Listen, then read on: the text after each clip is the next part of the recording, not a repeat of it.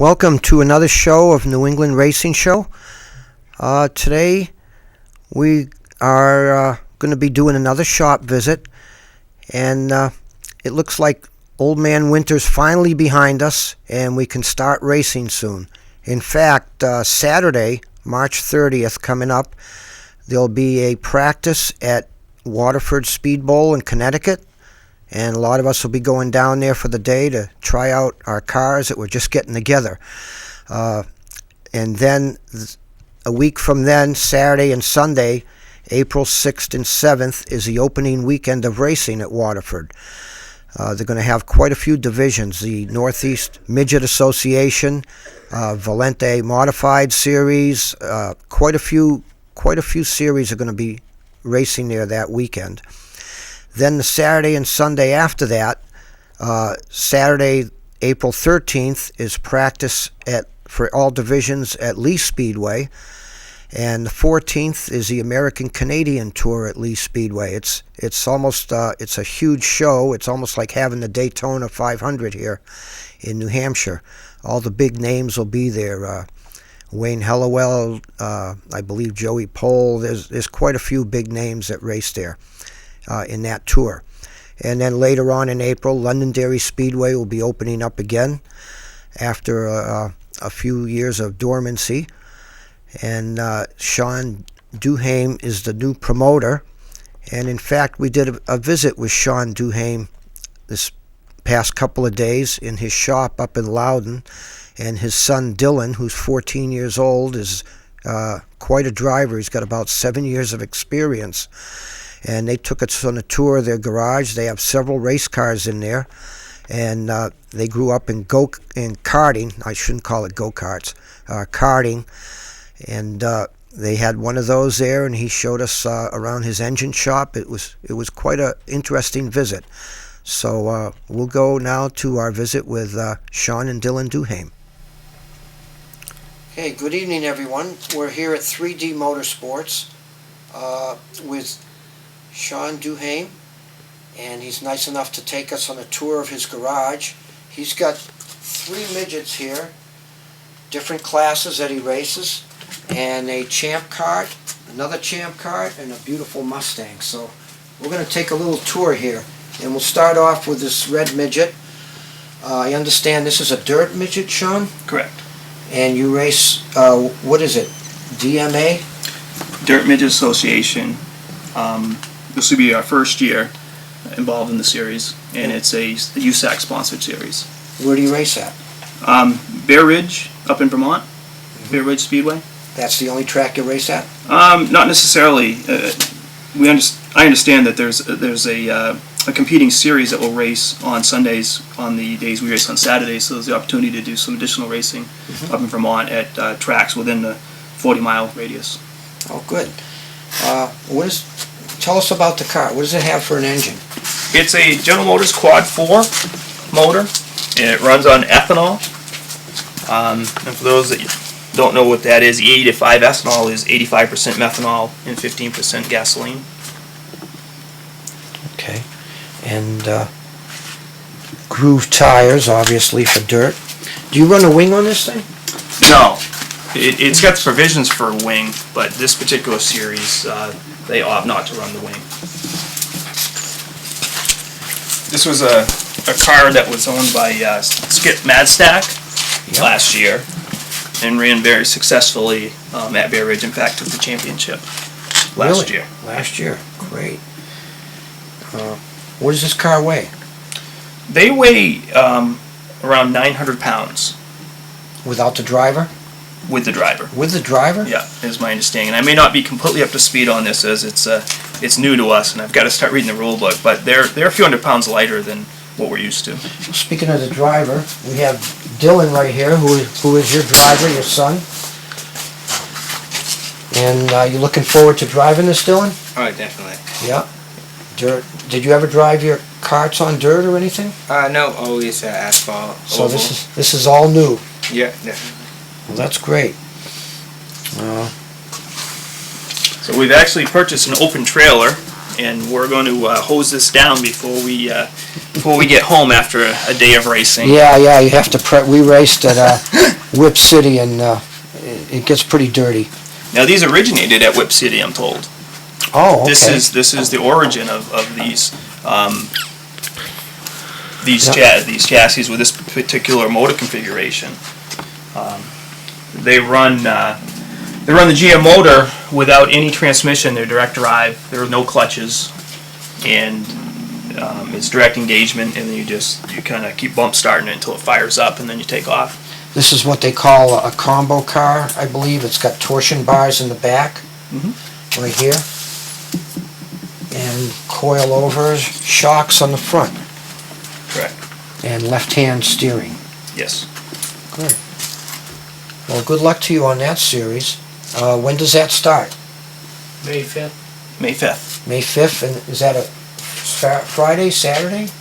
That's a Saturday, I believe. Saturday? You'll be racing pretty much every Saturday night? Every other Saturday. Every other Saturday night? And for 10 races. Well, good. We're going to come up and watch you one of these times.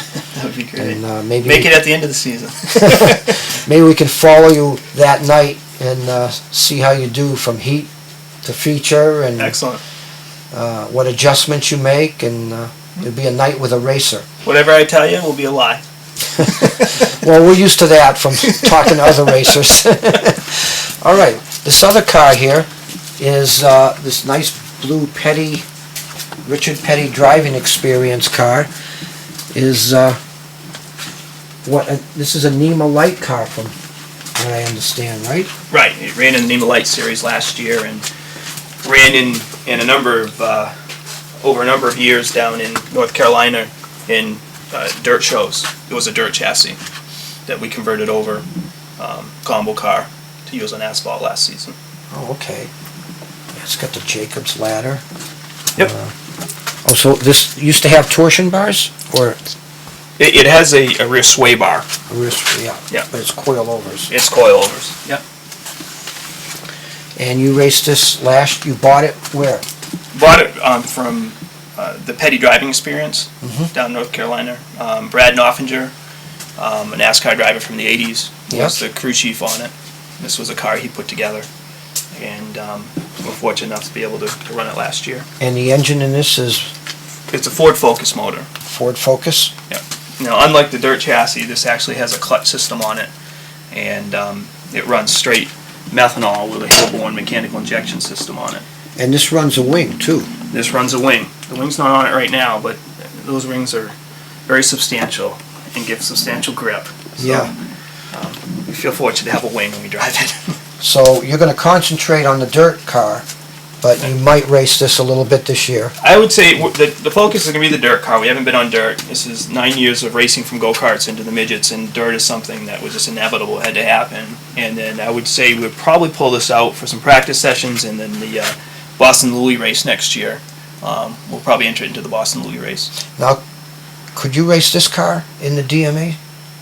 Yes, we could. They allow for Ford Focus, for Quad 4, and I believe there's some Ecotechs that are allowed to run in that series as well. And this weighs, compared to, this weighs, you said 900 without the driver? About Or 900. With the driver? With the driver. And this is This is closer. up closer to 1,200. Oh, okay, so it probably wouldn't be quite as competitive as this one in DMA. It's a different chassis. It's hard to tell. This is a 4-link suspension. It's entirely, people have different preferences. So I know there are some that are running hot chassis. That's what this is. And they say they're doing very well with them up there. Oh, good. This actually is a custom-built chassis, which a gentleman by the name of Hank Rogers ran. And I guess Hank's about 7 years old, I'm told, but he had a very successful career in midgets throughout the Northeast over a number of decades. So it's had I believe it's had a V6, a V8 in it at one point, someone told me. It's had a number of different motors. It's an older chassis, but a very competitive one.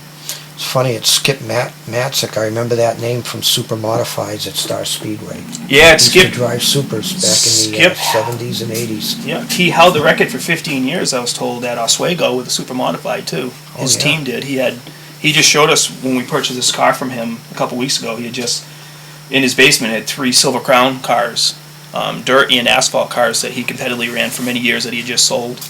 and they'll be in prepped and ready to go. So he's got quite a distinguished career in NASCAR, Yeah. And USAC and such. An old timer that knows what he's doing. Oh yeah. Well, the motors that run in these Ford Focus and the NEMA lights are mechanically fuel injected alcohol burning motors, and this is the injection system you can see on top here. They're basically a stock motor with the exception of some cams that they allow to run in the division. But they make decent horsepower, they're reliable, and they do very well in these particular chassis. It's a dual overhead cam, right? Correct. Yeah.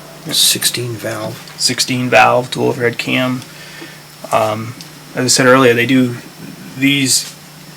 This has the option of a clutch engagement, so they don't have to be push started, which makes a lot of sense for a number of reasons, and they're not makes them very much more manageable at the track on race day.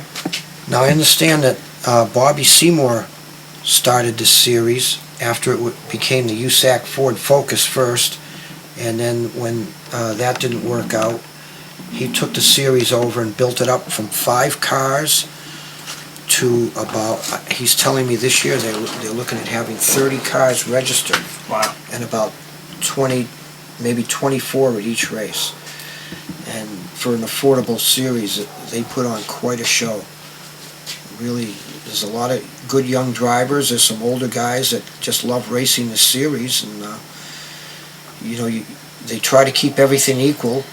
And if you win, you start in the back the next week, and you've got to work your way through 20 cars in 20 laps. Yep. It's not easy. It's a real challenge. The other thing is they run a number of different venue tracks, and they're short tracks. There's Oswego. I mean, they were doing well over 100 miles an hour. Someone set up around 130 up in New York. Yep. And that's haul in the mail. Yeah, 5/8 mile track. I guess there's going to be 4 races at Lee. Mm-hmm. A few at Star. Someone told me they're going up to Groveton, New Hampshire as well. There's something going on at the Groveton track. Airborne Speedway in New York. Oswego Speedway again. They travel around, and people love this series. They're fun to watch. They put on a good show. They really do. And they're so equal. That's what makes the racing good. It's whoever can set up your car the best, and whoever's the best driver. It's always about setup and driver. It's not about money. Great. And the third midget here is a former A-Bald chassis car, been modified by Pat A-Bald, the super modified star, and his son used to race USAC Ford Focus. He modified the car quite a bit and won a championship, so he knows what he's doing. And this could be potentially a NEMA car. Shawn, why don't you tell us about that? Yeah, we haven't decided yet. It's a work in progress, and it's probably a project that will continue on from this summer until next winter. It'll either be run in NEMA or down in the Ford Focus USAC series down south, and we're just not sure at this point where it's gonna find its home, but we do have plans for it. Well, we remember this car. It used to be a really nice car. Unfortunately, the previous owner blew the engine, but we have another engine to put in it. Yeah. Unfortunately for him, but fortunate for us, we ended up with it. So this is a potentially good car. Yeah. I'm kind of excited about putting it together. Okay, and I wanted to include this car because I remember it from the old days, 1970 Mark 1 Mustang, and tell us about this. Well, this is one of the casualties of racing. Bought it before we got hot and heavy into this, and it's kind of been sitting here ever since. But it's out of Missouri. It's just a straight, solid car. I've always had a liking for the 70 Mark 1s, and we did a few upgrades to it, put disc brakes on it, have a new interior for it. There's brand new tires and rims, and all the rest of the pieces that are necessary to put it back together are upstairs, but it's just finding time. And the engine is... It's a 351, and 351 Windsor that's in it, with the shaker scoop. It's an automatic, but I do have a 5-speed to put in it. And they again, just something that hard finding time to finish. But So it's a Windsor, that's a 351W. this is a versus 351 C? W versus the C. It did come with a Cleveland, but at some point it got swapped out. This is what's got It'd be a good driving car for sure. Oh yeah. Great project car. It took years to find one that was as solid as this. They just don't exist. There's certain areas underneath that tend to rust and require significant work to overcome when they go bad. They're all in really good shape. Definitely one of the prettiest muscle cars from years ago. Yeah, I agree. Okay, and the last car we got here is a Champ cart. And why don't you explain that to us? Well, this is a Champ cart we've had for about 3 years now, and it just came out of paint. It was used in the indoor race at the Dunk Center a couple of years ago, and it didn't fare too well, so it had to be all repaired, and we're in the process of putting it back together, and to just use as a practice for next year to just get some seat time, because he doesn't race a go-kart like he used The to. engine's not in it, it's way in the background, but what kind of engine do you use in this? They run Briggs & Stratton motors. They'll either run primarily flathead or animals, and then their clones, which are Honda overhead valve motors that they run now, which run on gasoline. But the animal motors run on methanol, straight methanol. And what do they put out for horsepower? Unrestricted motors are going to put out about 11.5 horsepower. And the weight? They run 425 With the driver? with a driver. And they'll get up to speeds. We've got a track in New Hampshire Motor Speedway. They go about 75 miles an hour. That's a lot when you're sitting 6 inches off the ground, isn't it? You're sitting 1 inch off the ground. Okay. Literally 1 to 2 inches. And the tracks we have around here, they're flat-footed tracks. The ovals are, so you're right to the floor for the most part, and it's kind of a hairy ride. Yeah. It looks like a lot of fun for a kid, not for me. But anyway, Well, we got an over 35 class we're running in Londonderry. they have an over 60 class. I'm all set. What else do you have to show us in your other shop? We're going to go inside and just show you where we build the motors. We build our own motors, and we have for a number of years now. And in the background, if you just look real quick, there's part of our engine dyno. Everything's kind of packed up for the winter, and there's a tire cutter. But Okay, well, good. Let's go to your shop. all right. Well, here we are in the top secret engine shop. No one gets to see, but we're going to show it to you here on New England Racing Show. So, Shawn, why don't you give us a tour of your engine shop here? This is quite the place. Yeah, well, this is where we've built our motors over the years, and for some other folks as well. Kind of a mad scientist down here, and but we can pretty much take these animal motors, and that's what these are right here. These are Briggs & Stratton animal racing motors, and take them from their stock configuration and do all the machining, the boring, and the adjustments, including the dynoing and testing to compete anywhere. Our motors have won national awards, fast time awards, multiple track championships, and they're all over New England. So are these mostly all animal motors? Yeah, those animals you see on the wall. If you come back and look this way, you'll see there's a couple of flathead motors up on the top of the shelf. They're old and antiquated. They're old Tillo motors, but they still run them. There's just some test pipes and some various carburetors and heads and parts needed to put together these motors. They're somewhat sophisticated. They're not easy to build. They take a lot of time. They're made to very tight tolerances, and there's a lot of trial and error on figuring out what makes them go. And that's what kind of carburetor is that? It's Mikuni. I was just going to say, a carburetor. Mikuni carburetor, yeah. Yeah, and they're jetted for methanol, so you have to increase them substantially over the gas configuration that they come with. And then a lot of dyno time, and there's different cams that you can work with, and there's a bunch of different ways. But there's a very extensive manual when you build the motors that you have to go by. There are, to give you an idea, the tech tools. These are for that little motor right there. These are just some of the tech tools. Basically every part on that motor has a go no-go gauge to check it. And when you when you run at tracks where they do teching or at national race events, you literally come home in a box. Everything's pulled apart and checked before you're given the okay. And that's the way it ought to be. Yeah. And it's quite a shop. Everything's really nice and neat down here. Very professional. Has to be clean. You can't be clean enough on these, just like with any motor, but this is where we assemble them. Okay, great. So now we got a peek at the top secret engine shop. Okay, we're here with Dylan Duhaime, the driver of all these cars, and he's going to tell us about his racing career. How old are you, Dylan? I'm 14. You're 14, and how long you been racing? 9 years now. 9, since you started when you were 6? 7. 7. Yeah. An old pro. Yeah. 14-year-old old pro. And I can see all these trophies and all these awards.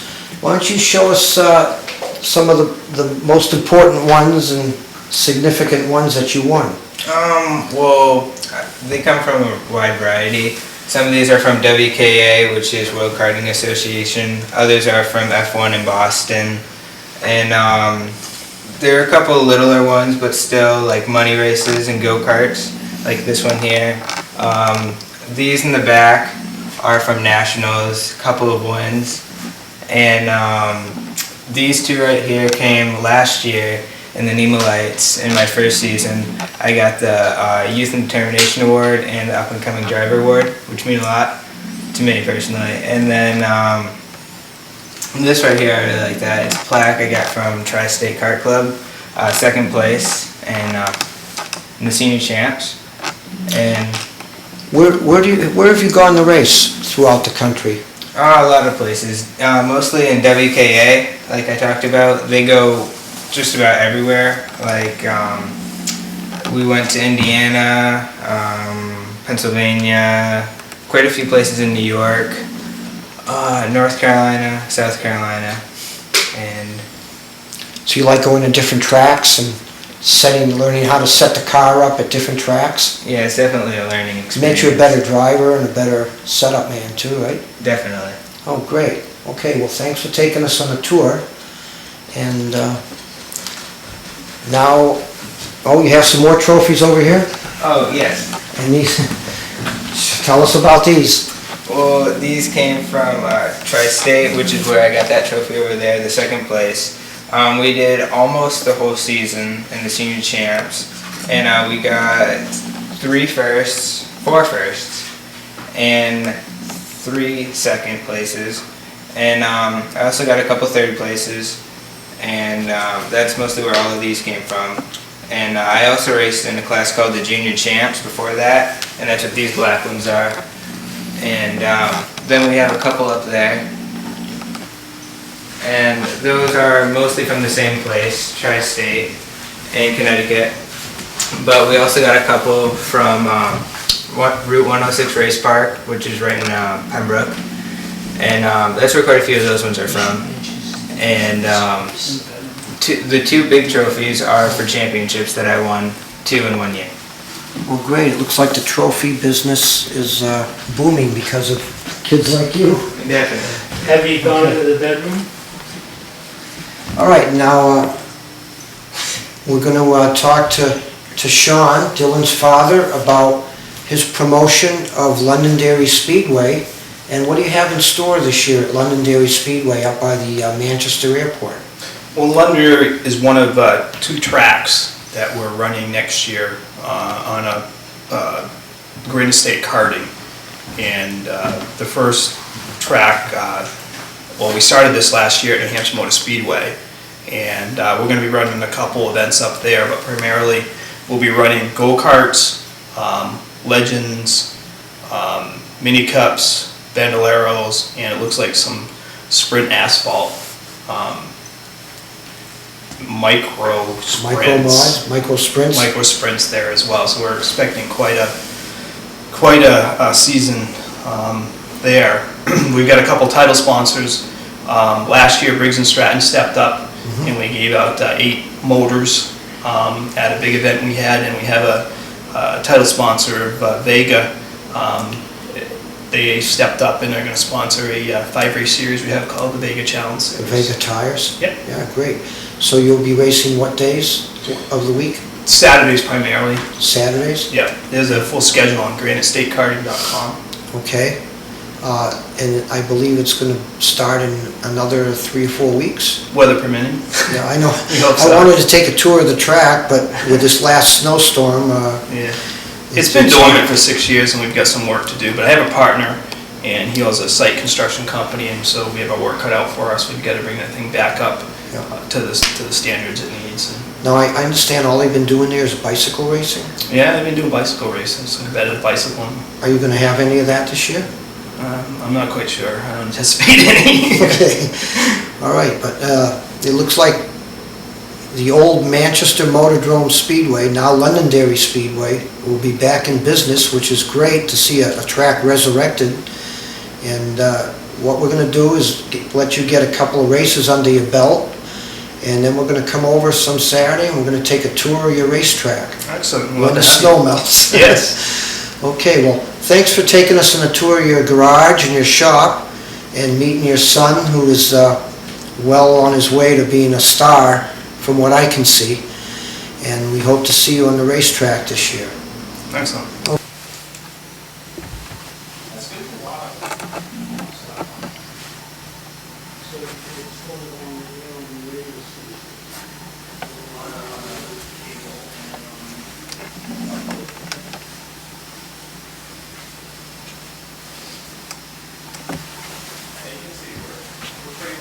Buy your house probably 20 times every time you go to Manchester Speedway and found it back in the room.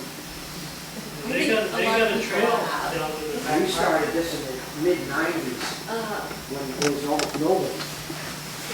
Now you tell me it's a parade. Oh, yeah. Yeah, it is. It doesn't kind of get backed up, but it's pretty heavy. There's some drinks brown. Yeah. Oh, by all means.